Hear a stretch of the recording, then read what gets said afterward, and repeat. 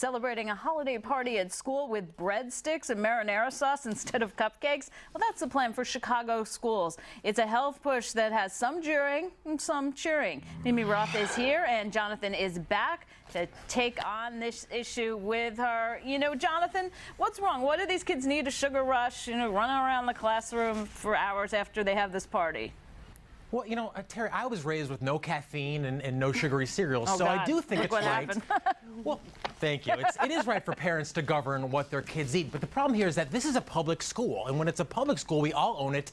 Everyone has to kind of fight to get your position, and whether you're pro-cupcake or anti-cupcake. And what usually happens is that the most shrill voices, i.e. people like MeMe, respectfully, they tend to win out, and it's emotion rather than reason. Yeah, you know what? He has a point. The mothers that are the most vocal are usually the greenies and the health freaks, I have to admit. I think everyone needs to dry their crocodile tears, Jonathan. The reality here is that kids are sicker than they look. The reality is 30 to 40% are expected to have diabetes at some point in their life. Most are expected to have weight problems. 30% already do.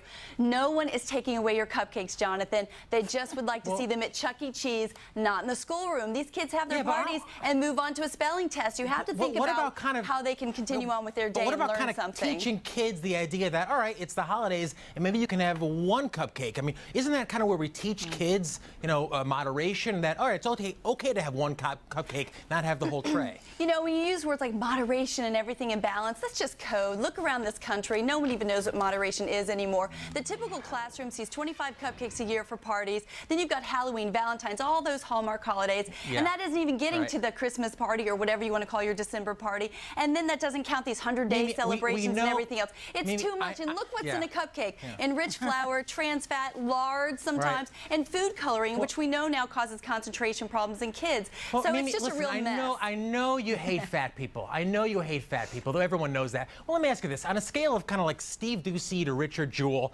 where do I stand up here? I mean, I got a little bit of thing here. I mean, is that a Steve Ducey to Richard Jewell? Where do I fit on that? I think, Jonathan, we need to pull you way back into reality and get back on point. What we want to do is find some common ground, and here's the common ground. We all love our kids, and we all want Christmas. Yeah, but you're missing the point. One cupcake.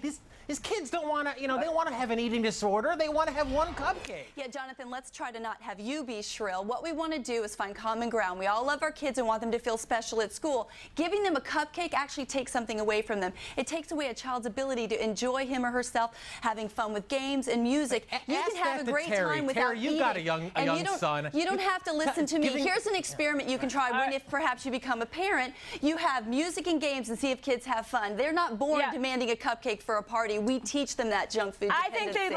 To answer your question, Jonathan, I think they like to have a cupcake, one cookie. You just bring enough for the class. There's 20 kids in the class. You bring 20.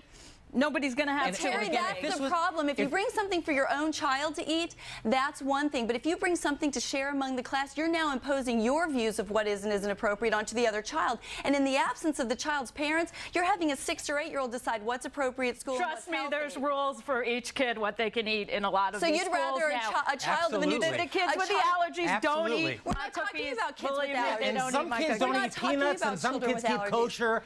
And the fact is that it's a public school. We all have to fight. Right, so you don't impose your view, Jonathan. You don't impose your views, Jonathan. You don't impose your views on the other children. What you need to do is let every parent decide for his or herself what their child should be having. But you're not doing that, MeMe. You aren't doing that. You're the one taking the cupcakes out of the classroom. Actually, that's not true at all, Jonathan, and you know it. Okay, we're going to leave it there. And Jonathan, piece of advice, next year bring back the Santa hat instead.